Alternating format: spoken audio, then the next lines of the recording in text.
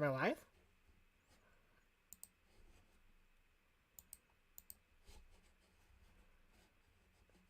Huh. Alright. Let me pull up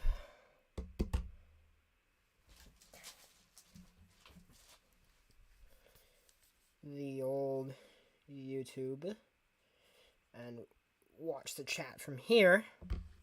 Because that's how I roll. I'm not that fancy yet. Although it's chat up here for me. Live chat. Am I live?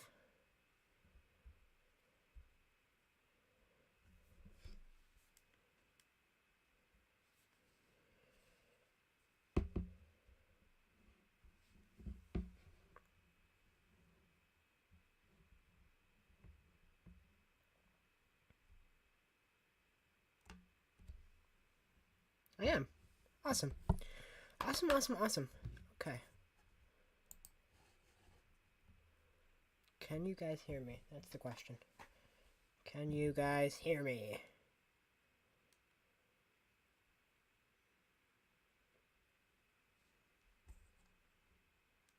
Test. Oh, wow. I'm pretty far behind. Okay. You guys can hear me. Anyway, what's up? Today, we're going to be working on this little tier list here of some great and beloved albums. As you can see, there's a lot to work through. I'll probably have some controversial opinions. I'll probably have some opinions that you'll agree with. I'm actually going to add a tier here below just to get rid of add row below. I made two by accident.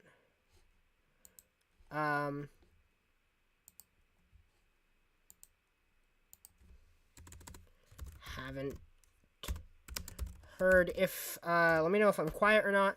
If you want some background music, I'm gonna tweet this link out. Hello, whoever's in the chat with me. I'm gonna start here in a second. Just gonna get things circulating. Okay.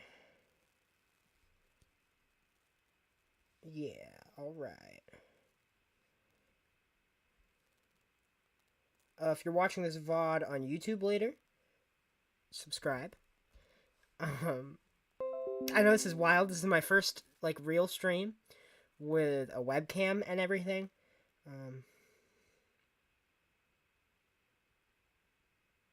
So that's wild.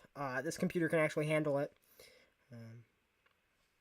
We're going to get started here in just a minute, because I'm just tweeting out the link to see if people are come by.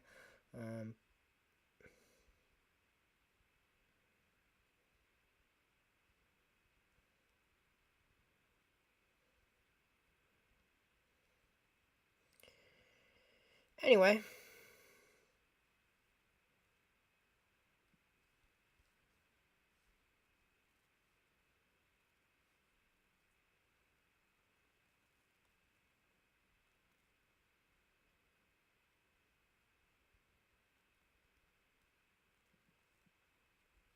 Okay, let's do this.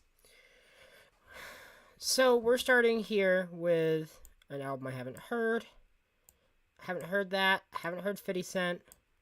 Haven't heard that. Is that AC/DC or Metallica?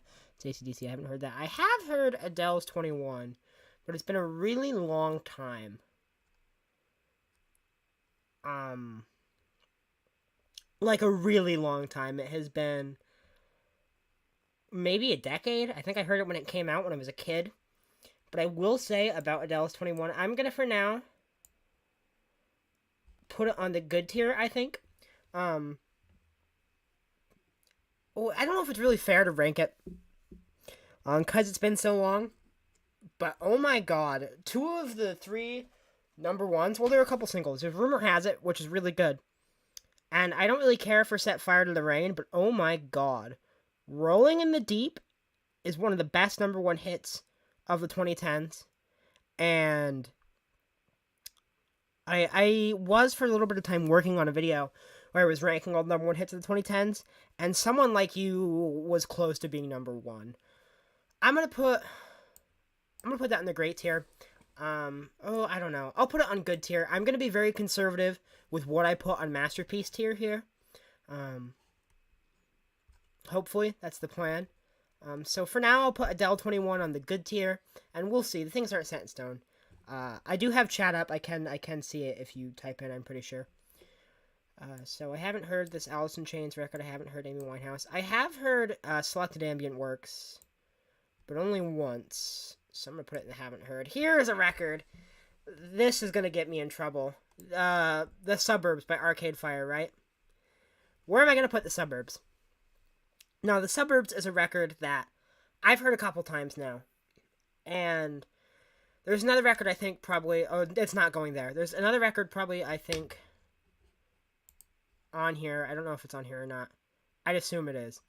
Um, that I feel similarly about, where I think the opening track of The Suburbs is one of the greatest songs ever written, but the rest of the album doesn't really do it for me. So I'm gonna put it on decent in places, but I love, love, love the opening track. Maybe I'll need more time for it to click with me, but I don't know. Here's another record, AM by the Arctic Monkeys.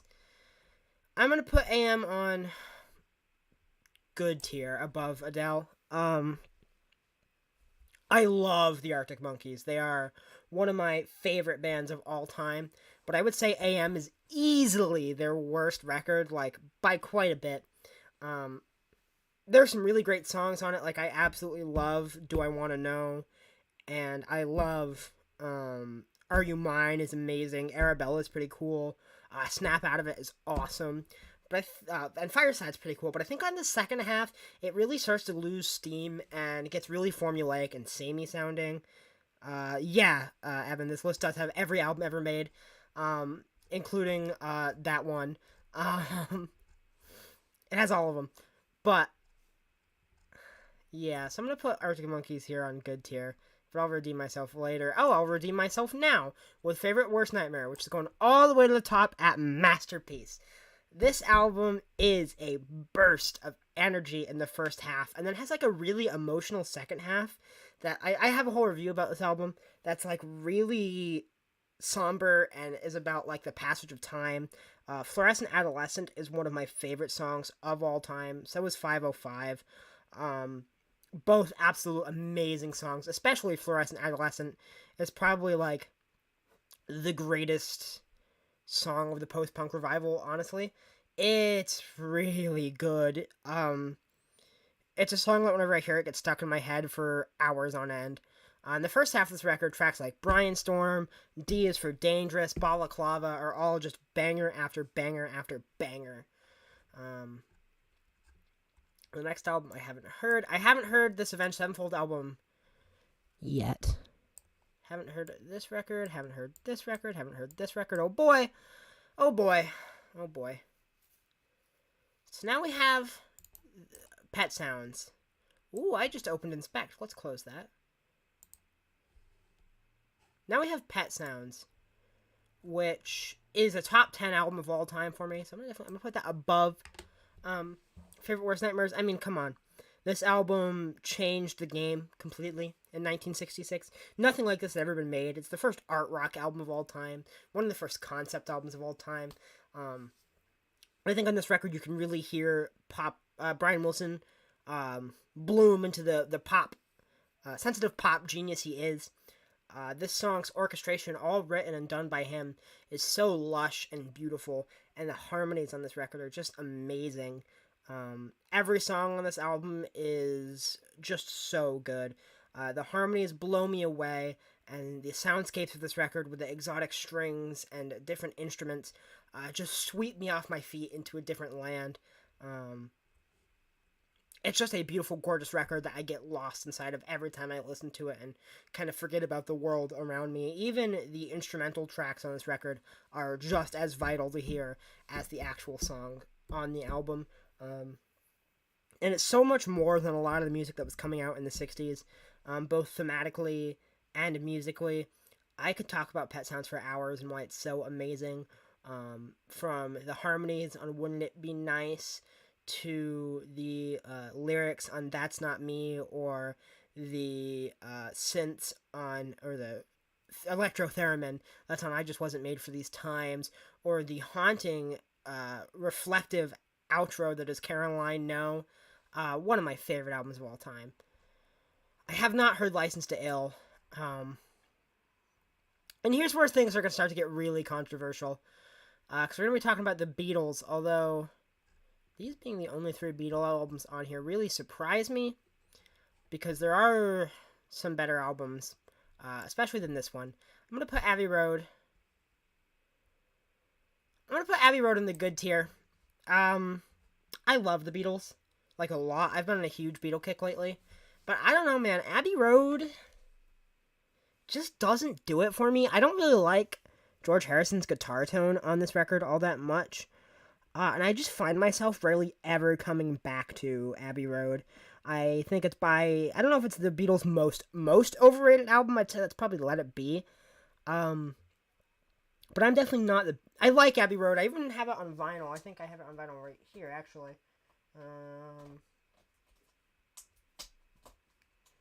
Where's my Abbey Road vinyl? Here it is. Actually, I haven't even opened it yet. Here's my Abbey Road vinyl. I don't know if you guys can see it. Let's see. Come Together is good. I like Something. Something is great. Here Comes the Sun's a really good song. And I enjoy the medley quite a bit. And I'm going to actually bump this up to great tier. There are a lot of songs I really... there is Coldplay on here. Oh, Megan Bass. Just wait till we get to Coldplay. Just wait, because I have opinions. And I didn't make this tier list. Someone else did. If you saw my old Coldplay videos, you know I used to really not like them. But my thoughts have completely changed on Coldplay. And we'll get to that. But I'm going to put Abbey Road on great, actually. Well, it's not my favorite Beatles album. And I don't always like the sound of it. There's a lot I do like on here. I think every Beatle really shines on this record. Octopus's Garden, out of the songs that Ringo wrote for the Beatles, between that and Don't Pass Me By, I really like both songs, but I think Octopus's Garden is leagues above the other. I do really like the medley, and Here Comes the Sun is one of George's best songs, which has a lot. Viva La Vida is one of my favorite albums of all time. Yeah, I really love Viva La Vida. I feel like a lot of my Coldplay takes were really controversial. I don't know. I don't know if they're super controversial on this list if you look at the albums that are on here. Maybe, where are they? I did just see them. I think it's in alphabetical order. Yeah, right here. They only have these two? What? Yeah, so it looks like they only have 2 Coldplay albums on here, and neither of them are the ones I would say are my favorite. Thank you for the shirt compliment. Yeah, we'll get to that when we get to that. My favorite Coldplay album is Parachutes, and I don't see it on here, very alarmingly. So yeah, let's move on from Abbey Road. Now, Rubber Soul. Straight up to the S tier, to Masterpiece. This album, I don't know what my favorite Beatles album is. It has changed. It was at one time my favorite. Sgt. Pepper was my favorite at one time. Do you see Parachutes there? Am I just blind?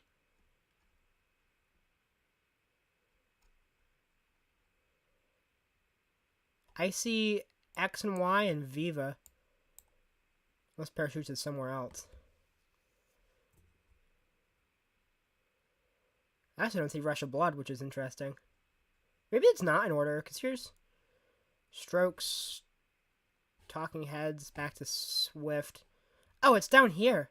So yeah, it's not in alphabetical order.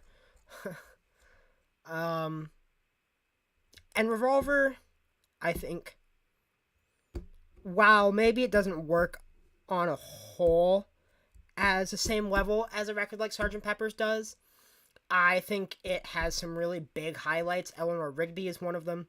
I love the strings on that song, and the kind of sad, dour, lonely, hopeless lyricism is brilliant. The same goes for He Said, She Said. I think the dour lyricism on that is really cool.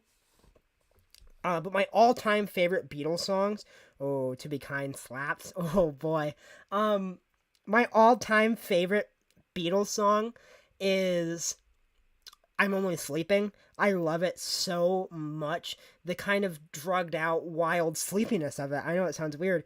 It kind of sounds like you're first like jolting awake in the morning and things are kind of like blurry, but there's this like weird inherent joy to it that makes me feel like a child again. I love the way that John writes his melodies, and I love the background vocals. I could listen to "I'm Only Sleeping" all day. It's easily my favorite Beatles song. um, and I love the kind of trippy lyrics. "Please don't spoil my day, I'm miles away, after all I'm only sleeping." And the bass on that song, um, I could talk about that song all day. I love "I'm Only Sleeping." It's definitely my favorite Beatles song. Let's see. "Dr. Robert" is okay. "And Your Bird Can Sing" has a really cool guitar line.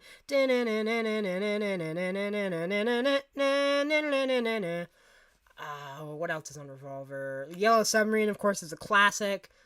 "Tomorrow Never Knows" is amazing. Um, "Taxman's" awesome. One of the first like really solid George Harrison songs is "Taxman." Um, yeah, overall just a great record. Oh, those two Paul songs, "For No One" and "Here, There, and Everywhere," both amazing. As you'll see in a minute, my opinions on the Beatles. In the Beatles, my favorite member is John, but outside of the Beatles, their solo career, my favorite is Paul. So let's just get to the next one. "Sergeant Pepper's" is also going to go up here. I mean, this entire record is really responsible for changing the entire face of music as it is. This is pretty much where the album format was really solidified, and there were plenty of records that did the album format before that. I mean, Pet Sounds, obviously, and then there was Sinatra with "In the Wee Small Hours," and then Woody Guthrie all the way back in the 40s, and of course the Beatles also did that on Rubber Soul in 65, but Sergeant Pepper's is the moment where that really just inspired all the other bands around them. It kind of really brought the psych sound to the mainstream and also just inspired so many other musicians to experiment.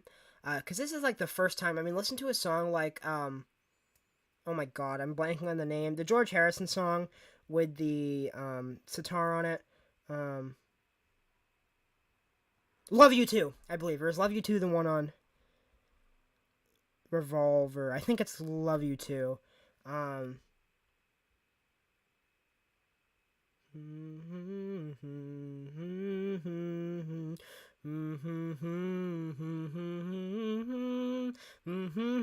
I can't, I'm blanking on the name right now. But, I mean, that being like one of the first big uses of like sitar and pop music and being so experimental. And I mean, you listen to a song like, the closing track, "A Day in the Life," is like dripping with sadness, but then the middle section of it is like kind of upbeat and fun. You've got John and Paul really bouncing off of each other so great, and you've got this multi-structured song that doesn't have like a chorus or a traditional kind of pop uh, structure. And from that moment forward, other bands would ended up trying this out. I mean, if it wasn't for like Sergeant Pepper's and A Day in the Life, we'd get no Bohemian Rhapsody, we'd get no Paranoid Android, we'd get no Sicko Mode. This album pretty much, I don't want to say it laid the groundwork, because other albums before laid the groundwork for what music would become, but this is the one that really burst the door open and brought it to the mainstream. And I think this album is so consistently enjoyable. I don't really have a favorite track off of Sergeant Pepper's, because every single second of this album is entertaining. And that's not me being hyperbolic. Literally, there's not a second on this album where I am bored. I love Sergeant Pepper's to death. And then back to some stuff I haven't heard. I haven't heard Odelay yet. Maybe I'll do a reaction to that. I haven't heard, I think that's Saturday Night Fever. Lemonade. Is that Rage's self-titled? No, I haven't heard this record. I have heard Acid Rap, but only once. I remember enjoying it. It had like cool kind of neo soul production. Listen, Paranoid Android and Sicko Mode, when you kind of look at them, are really similar. The way they kind of are broken up into different pieces and don't have structure, the same structure, and both are very experimental sonically. So that kind of multi-part suite of a song that goes for like 5 to 6 minutes, um, it's pretty similar. I mean, they're both pretty amazing. If you want to be if you want to get technical here, Sicko Mode really is Trap's Paranoid Android. Probably not as good as Paranoid Android, but still. I think Sicko Mode kind of became a meme, and people have forgotten that it's actually really like a really good song. Like probably the best trap song not made by someone named Playboy Cardi, in my humble opinion. I don't know if Travis is on here because this might be older, but I'll put Acid Rap in good. I remember I liked the kind of neo soul production. And I think Chance is an interesting voice. The Big Day is fucking terrible, but I thought Acid Rap was okay. I have not heard Black Flag. I have not heard any Sabbath album. Let's get Dylan out of the way, because I haven't heard any Dylan albums, nor do I really want to. In Rainbows, in the Master... Oh, of course In Rainbows is going to go in the Masterpiece tier. How about we just do that now? Where is it? It's got to be on here, right? Here it is. Yeah. In Rainbows goes in the Masterpiece tier, actually all the way up here, topping all these other albums, except for Pet Sounds. I go in between on what my favorite Radiohead album is. I really bounce around a lot. Depending on how I feel, sometimes it's OK Computer. I think OK Computer is probably quality-wise their best album and conceptually, but Kid A has the most experimentation, and I love the electronic tones and how cold and lifeless Kid A is. But I feel like In Rainbows is on the opposite end of the spectrum, as I feel like In Rainbows is Radiohead's most life-filled album there is. It's so warm, and it's just full of life and energy in a way Radiohead has never been before. And I don't want to say it's a happy album, because it's not, but there's just so much going on. It feels so full and brimming. And some of the songs on this record are amazing. Among my favorites, All I Need is beautiful. How it starts off just kind of minimalistic with these like bass synths and some piano, and then by the end it swells into this gorgeous orchestra with strings and pianos and Tom's vocals. It is just completely blissful. Jigsaw falling into place blows me away every time I hear it. The 1-2 punch opener of 15 Step and Body Snatchers is amazing. I especially love how like fuzzy Body Snatchers sounds. And the way Tom just loses it on the chorus with the "I've no idea what I am talking about. I'm trapped in this body and can't get out." It's like the most unhinged that Tom has sounded probably since Pablo Honey. I cannot give enough praise to In Rainbows. Reckoner has this like amazing reverby, echoey sound to it. What are some of the other tracks on this album? Faustarp is really great. I love every song in Rainbows. It's easily a 10. And I'm gonna try and rank these within the tiers here, just so you know. So, yeah. Enema of the State. Now here's where things are gonna get controversial again. Because Enema of the State is going to go S tier. I think. Above Revolver. Oh. It's an interesting album to talk about because it turned pop punk. Green Day is what set kind of the blueprint for pop punk, I think. I have never listened to Steely Dan, Jamie Diamond. But perhaps I will react to a Steely Dan album, because I see people talk about them all the time. Is that the one with like the black and red album cover? Is that Royal Scam? Because I see that album all the time.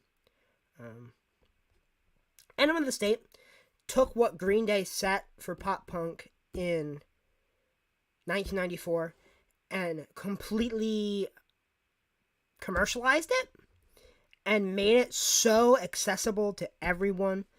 By cranking up the production and cranking up the pop melodies and cranking up the sing-along choruses. And it's just so much fun. I love every song on this record. What's My Age Again is amazing. I think it's so funny and so like tongue in cheek. Um, I really like All the Small Things is of course a classic. I mean, from the opening minute of Dumpweed, you just know you're in for fun. And every second of this record is just a lot of fun, with the exception of Adam's song, which I think is really heartbreaking and really spoke to me at the time I heard it and still does this day. Um, Enema is a top 3 Blink album for me. It's not my favorite Blink album, or even probably my second favorite Blink album. I don't know if there's any other on here. Um, but it's so good. And Do the Royal Scam, You Will Be Astonished. Just do the first tune. Don't Take Me Alive. I have for my next reaction planned, I want to do Plastic Ono Band. But I will keep the Royal Scam in mind and maybe do that afterward, because I am definitely interested now that you say that. So yeah, Enema of the States here. I can't spend super long on every album like I am. Pinkerton or Blue Album by Weezer? Pinkerton. Both are 10 out of 10s, but Pinkerton. Putting Bon Jovi there because I haven't heard it. Haven't heard Born in the USA. Haven't heard that. Haven't heard that. I have heard this record.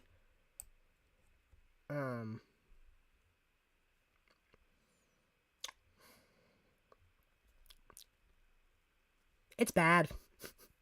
I really don't like Trout Mask Replica. I think it's so... I remember watching a video, I think it was like the Pitchfork video, where they're like, yeah, nobody in this band, when they made this album, actually knew how to play any of the instruments. And I'm like, why? Why would you listen to that? And it's so obvious, because you've got, I mean, the lead singer who's just like rambling on about wild stuff while someone who in the background can't play guitar, and then someone who can't play bass clarinet is playing bass clarinet. Man, I don't know. I just derive no enjoyment from listening to Captain Beefheart at all, or Trout Mask Replica. And like this record, like to get it like a physical vinyl copy of this record, it's like $50-$60 sometimes. I'm like, why would you spend that much money on this album when you can just like give a bass clarinet and a guitar to a couple of like 3-year-olds and you'll pretty much get the same thing. It is a garbage album. I hate it. And honestly, I just find it weird that so many people will take a look at an album like Trout Mask Replica and be like, this is a masterpiece, but then compare it to like that, the Shags, and then be like, oh, the Shags suck, but like they're kind of the same thing, in my opinion. I don't know. I don't like Trout Mask Replica. If you do, that's cool. Is this introducing? I can't tell. But yes, once again, Weezer Extras, Pinkerton all the way. It's one of my favorite albums of all time. Speaking of favorite albums of all time, London Calling by The Clash. Goes all the way up in Masterpiece tier again. Like I said, I want to be conservative with how much I put in Masterpiece tier, but man, there's just a lot of good albums on this list. I dropped my phone.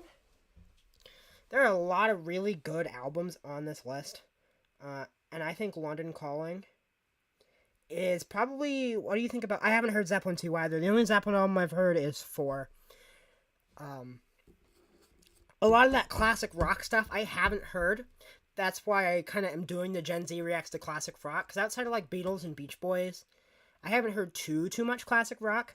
Sandinista better. Really? That's surprising. I mean, I like Sandinista, but it's fucking long. Here, give me a second. I have both on vinyl. Where is it? Clash right here, right? Beach Boys.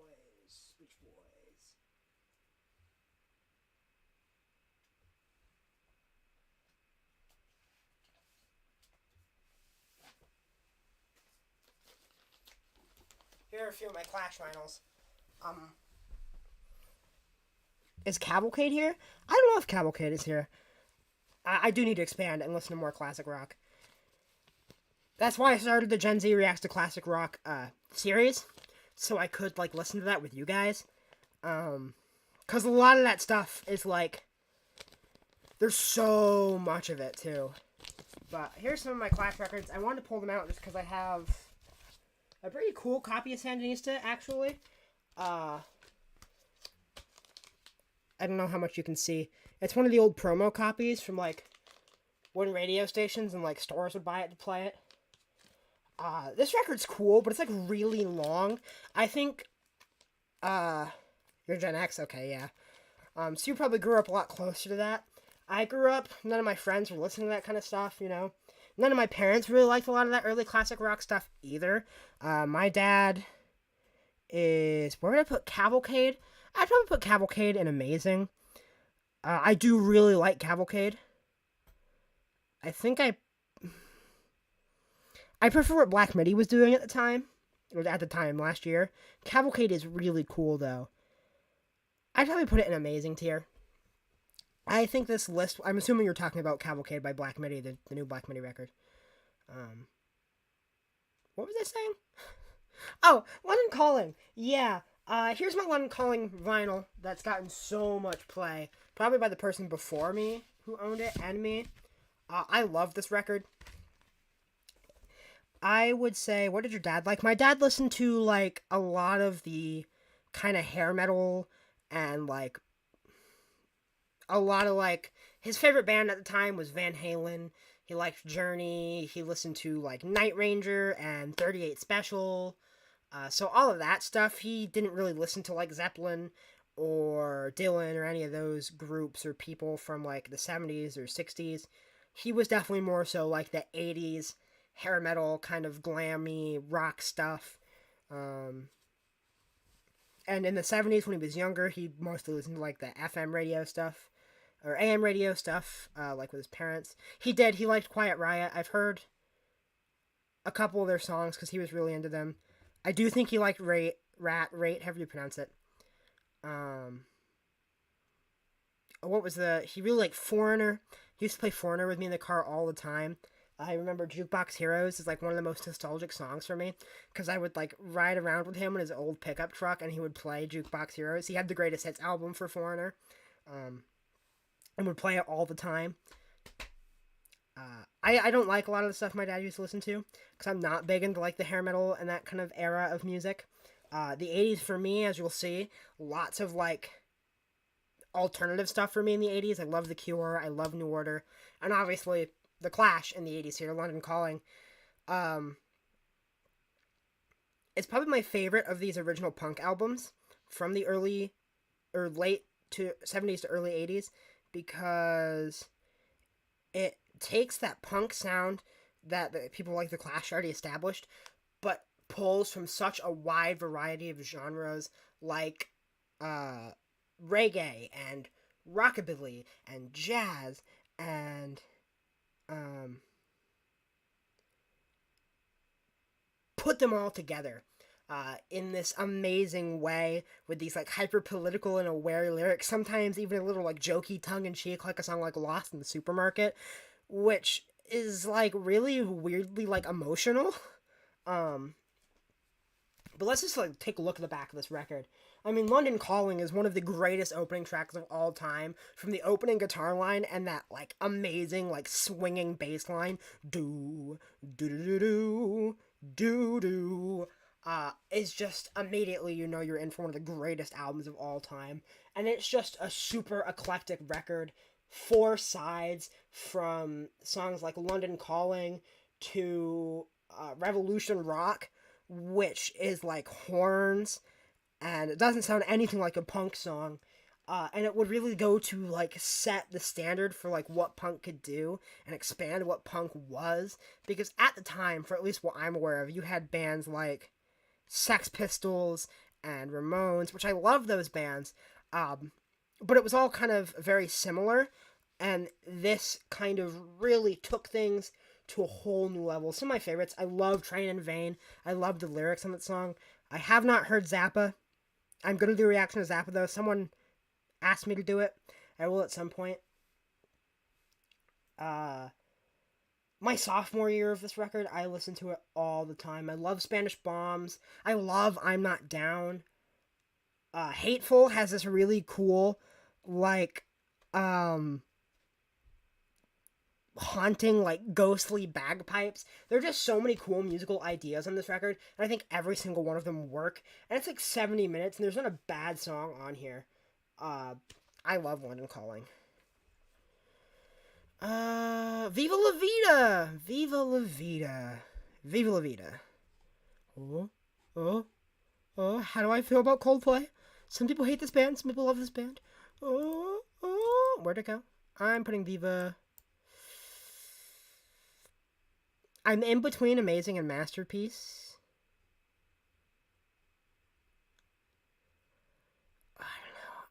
I don't know if Viva has the Masterpiece to Radio Clash. I'm not sure what that's supposed to mean. Are you talking like their radio songs? Oh, oh, Megan, where am I gonna put it? Where am I gonna put it? Oh, I think I'm gonna put Viva in the great tier. Um, or in the masterpiece tier, right? Cemeteries of London. Cemeteries of London. That's all I have to say to put this in the masterpiece tier. Is Cemeteries of London. That song is so cool. Um, yeah, Guns of Brixton, dude. Did I not mention that song? I think that is like such an angry, political driven song. And it's got like this such a dark reggae tone. It's really cool. Um, Definitely not one of my favorites on the record, but and yeah, Viva La Vida. The production on this album. No, I don't know what Radio Clash is. I'm sorry. I'm a child. I'm 18. um, Coldplay's peak. No, but it's my top. It's in top 3. It used to be number 2.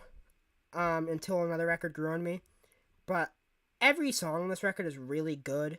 I love play Radio Clash, bro. I don't want to get copyright striked, because that's what happened before. Is that a stream I did a long time ago? I was playing music, and for some reason it doesn't take it down when it's on a YouTube video, but if it's on a stream, it will like Moab me, and I don't know why.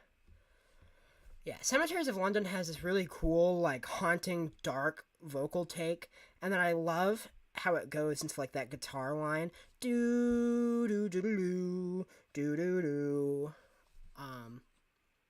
And the nights over London hangs. I think Chris Martin gives a really good performance in that song. I love the piano outro. Do do do do do do do do do do. I think the production on this record is probably the best production Coldplay has ever had. Brian Eno producing the record, and it sounds amazing throughout.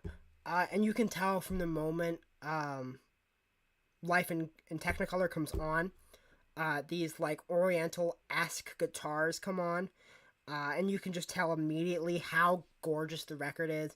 All of it is so lush and beautiful. I mean, just take a look at the title track, how huge and sprawling it is, but with the strings and the bells, it's all so beautiful. And another reason I like Viva La Vida so much is because Chris Martin stops being a pussy and actually decides to experiment and do something cool. Yeah, I don't like Gwyneth Paltrow. That's a spoiler alert. Ghost Stories is not here, but goddamn. You like OK Computer? Yes, I like OK Computer. We'll get there. What was I saying? I was talking about something. I was talking about a song on Viva La Vida. I can't remember which song I was talking about. Oh, yeah, I was talking about Yes. The second half of Yes, where it goes in that shoegaze section, is gorgeous, and I think is one of the most daring things Chris Martin has ever done, and Coldplay has ever done. I like pretty much every track on this album. I agree that Death Metal's Friends is a really good closer. Best closer Coldplay's ever done? Yeah. I don't know. Coldplay's closers never really, I don't know, Everything's Not Lost is really good. But I mostly like the production on this record. I think it's so lush and beautiful. Cemeteries of London is my favorite on the record, but I mean, 42 is really good. Violet Hill is awesome. I'm trying to think. Violet Hill has that really great guitar solo at the end. It's scary. Interesting. I'll definitely play it after the video or after the stream. Um, yeah, it's hard to organize my thoughts on these records, all talking about them at once here. Just trying to do it off the cuff. I used to not like Viva La Vida as much as I do, because I used to really hate Coldplay. And I've grown to the point where they're one of my favorite bands at this point. I've listened to a lot of Viva La Vida, a lot of Coldplay. I do think one thing about Coldplay is a lot of their records are pretty front. Yeah, I'm sorry, dude. I don't want to get this taken down. Because streaming is just a pain on YouTube for me. It's a little easier than it used to be, but yeah, I'm just gonna move on. But Viva La Vida is an amazing record. The production on it is so good. Brian Eno did such a good job, and I think Coldplay really steps out of their comfort zone on this record and does something new. I have this on vinyl too, although I don't know if it's right next to me. Is it? It might be. Might be easier to talk about it if I have it in my hand. What's this? Welcome to the Neighborhood. Brian Wilson, Daft Punk, Charlie XCX, Korn. I have Parachutes over here.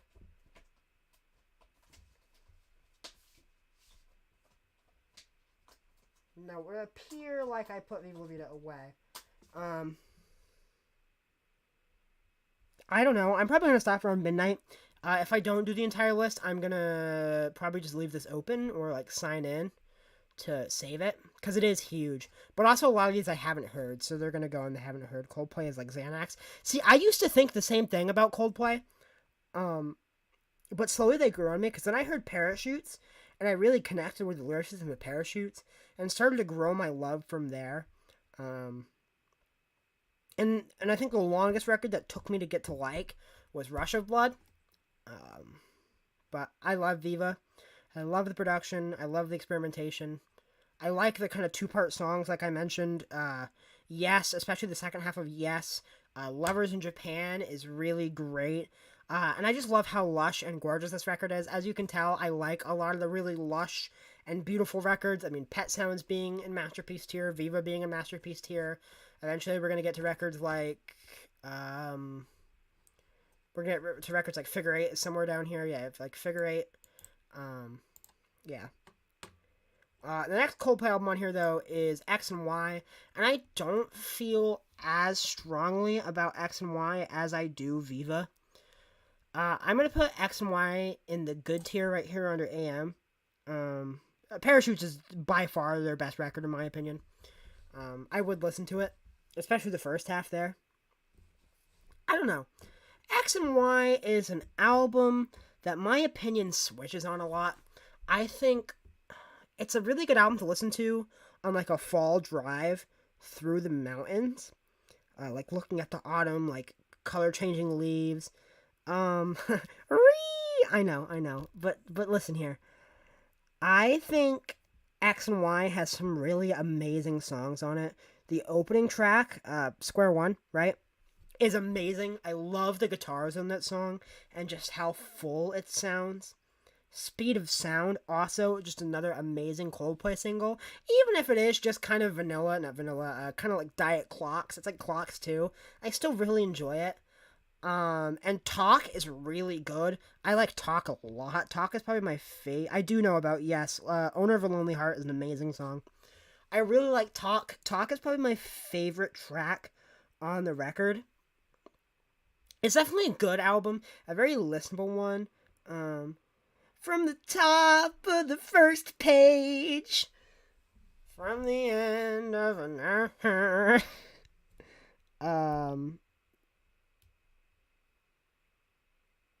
What am I keep losing track. I keep looking at chat. But I think a lot of this record is what's my favorite album of all time. I don't know if it's on here. You're all gonna laugh at me.